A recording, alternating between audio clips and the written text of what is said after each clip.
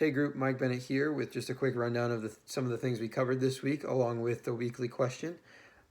Mostly this week we were focused on the 4 approaches to leadership as defined by our Northhouse text.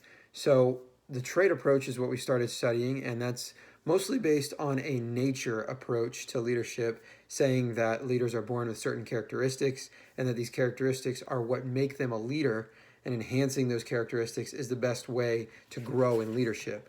We also talked about the skills approach. This is more along the lines of nurture, where leaders have certain skills that can be taught and then refined to make them better leaders.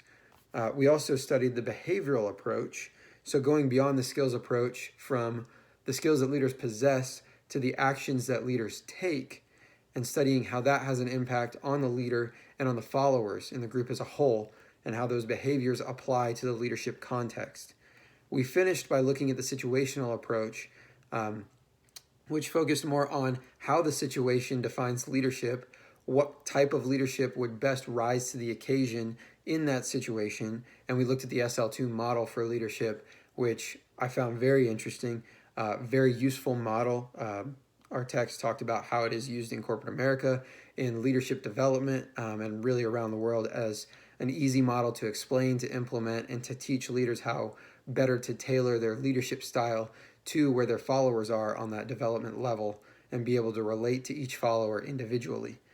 With that in mind, the question that I have for you guys for this week is, which of these approaches do you find that your direct supervisor uses most often or relies most on for their leadership style, and how so? So for me, for my example, my direct supervisor and his direct supervisor both tend to use a situational approach, which I appreciate, and they tailor their leadership to each individual on our team so they can coach us where we are, and their leadership is more effective. We're running the most efficient that we ever have in our office because of the leadership and how they're able to develop each follower that's at a different level.